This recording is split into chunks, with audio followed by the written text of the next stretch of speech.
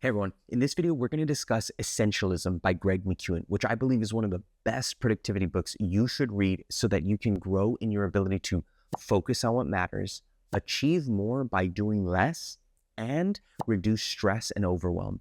Be sure to watch until the end where I share 2 quotes that transformed my life from this book. If you're new here, my name is Jared, and I'm a high school teacher turned leadership coach. Although I've been practicing and studying productivity since I was in middle school, my productivity underwent a massive upgrade when I came across this book.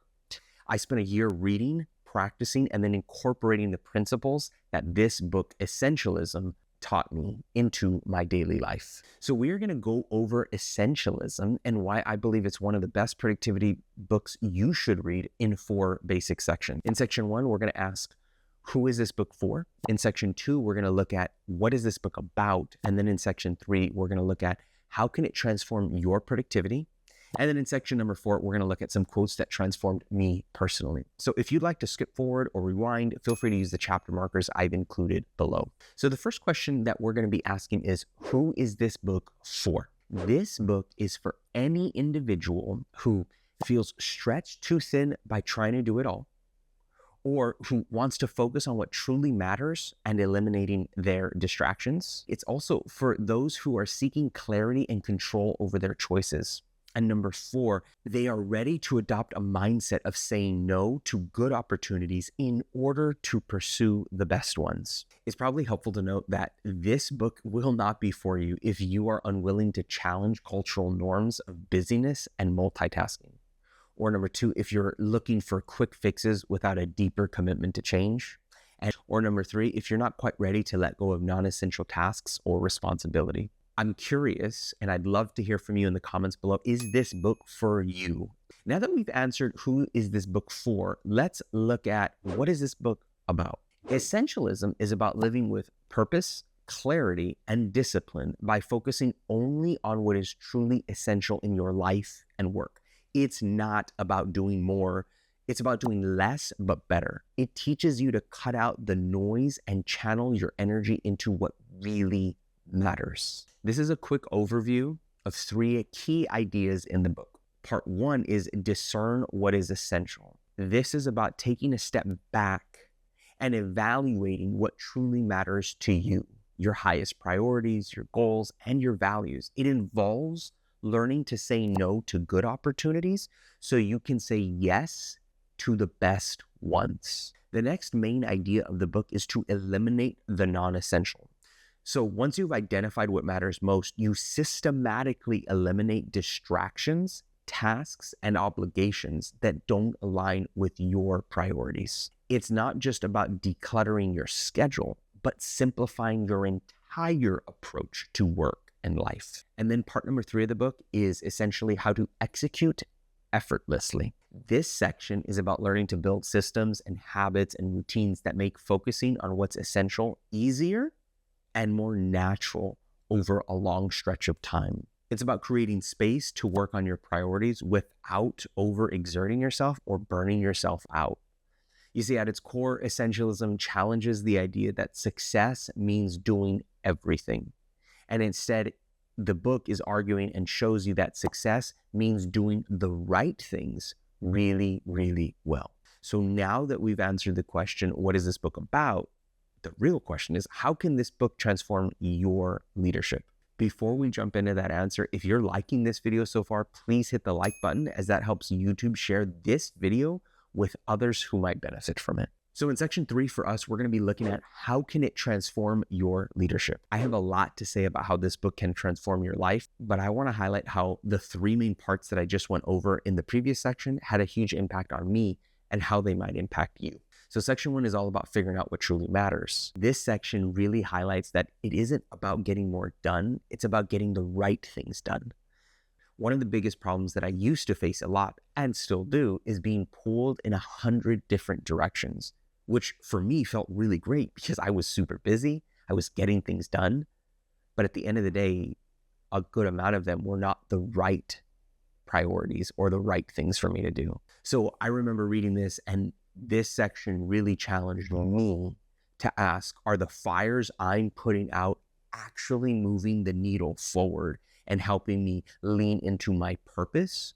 Or are they just distractions and helping me feel good? See, for you as a leader and a business owner, this section of this book will force you to pause and ask, what's actually important? What tasks, clients, or responsibilities bring the highest return on my time and effort? Am I saying yes to too many things that don't truly matter? You see, figuring out answers to these questions is massive because your time and energy are one of the most valuable resources in your life. Section number 2 is about eliminating the non-essential. And so for me, once I figured out what truly mattered, the next challenge was to remove all of the distractions that kept me from my priorities. This section had me really wrestle with some of these questions. What am I holding on to out of obligation instead of necessity? What am I doing just because I've always done it? For me, one of the biggest shifts I made was learning to say no with confidence. At first, for me, it was really uncomfortable. But every time I said no to something non-essential, I found I had more time, I had more energy, I had more clarity for what actually mattered. So for you, I think this might look like setting clearer boundaries around your time and your availability, delegating low-value tasks that someone else can handle, eliminating meeting commitments or busy work that don't actually drive results. You're going to be blown away when you start to eliminate all of the non-essential and find the freedom to focus on what matters. So the third part of the book is about executing well. So once I had cut out the non-essential, I had to figure out how to execute on what actually mattered. So this section helped me build systems that made productivity effortless instead of relying on my willpower alone. One key idea from this section changed how I work, and that was about creating routines that protect my priorities. So instead of hoping that I'd work on what's important, I created routines that help me start and end my workday in the exact same way every day. These routines gave me a sense of ownership for my day, and it helped me start my day with a sense of purpose. And I think for you, this might look like designing a daily schedule that protects your most important work. And I think for you, it also might mean blocking off time for strategic planning so you're not just reacting in your team or in your business, but you're proactively problem solving. Listen, the bottom line is that essentialism can transform your productivity to help you do more impactful work and eliminate nonsense. If you're feeling stuck or overwhelmed or constantly busy, this book gives you a roadmap to productivity that actually works. You don't need to do more. You need to focus on what matters and cut out the rest. So with all of that said, what if 2 simple quotes could completely shift how you think about productivity, impact, and your life's purpose? That's what we're going to discuss in the next section. But before we jump into that, if you're enjoying this type of leadership and productivity content, please get subscribed so you can see more type of this content. So in this final section, we're going to be answering what are some quotes that impacted me. The first quote is, if you don't prioritize your life, someone else will. This quote hit me hard when I realized that I was either going to set the trajectory of my life or someone else would do it for me. I used to say yes to everything at work, thinking that more opportunities meant more success. But for me, all it led to was more stress and a lot of burnout. At home, I saw how easy it was for others to keep asking for me to do more and more.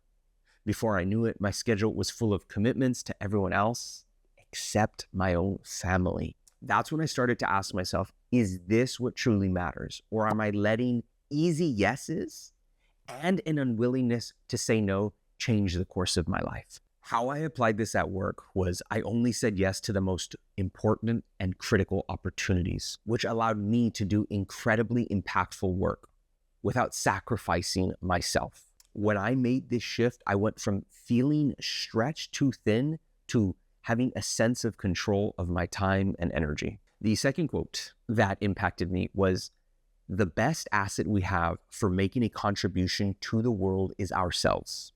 And if we underinvest in ourselves, and by that, I mean our minds, our bodies, and our spirits, we damage the very tool that we need to make our highest contribution. Even though I'd heard this advice before, this quote made me fully accept that my health was a non-negotiable. I used to think I just don't have time to take care of myself because I have so many other things to do. But then I realized that's just like saying, if I was a full-time Uber driver, I don't have time to get gas in my car and I don't have time for an oil change. But the car needs to be taken care of because it's the very tool I have to make my livelihood. The truth is that neglecting my health was ridiculous. And if my body fails, I damage the main tool and asset I have to make my highest contribution. I started prioritizing my health, not perfectly, but intentionally. I built sustainable habits that kept me physically and mentally strong so that I could lead effectively without running on fumes. And the moment I made this shift, I started performing better pretty much in all areas of my life. Another quote that deeply impacted me was, "No is a complete sentence." Saying no used to be incredibly hard for me. I always had 1,000 good ideas and I wanted to optimize every one of my own good ideas. So saying no to myself was one of the hardest things I had to learn. But once I started saying no, pretty much everything changed. I became more successful, more focused, and way more effective. Then I had to start to learn to say no to others, which was pretty hard. But I found a way to do it without burning bridges. So instead of flat out rejecting something, I would say something like, "I'd love to do that. However, my plate is really full. Can you help me deprioritize something in order to make this happen?" Or another thing I would say is, "Yes, but I can't right now because of X, Y, and Z. I can do it in this future date." You know what happened? People started respecting my time more.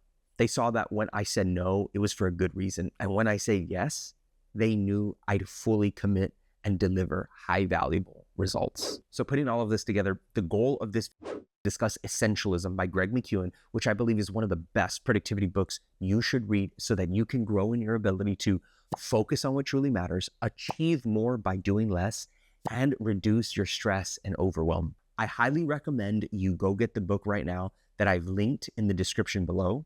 Let me know what you think when you start it. I'll see you guys in the next video.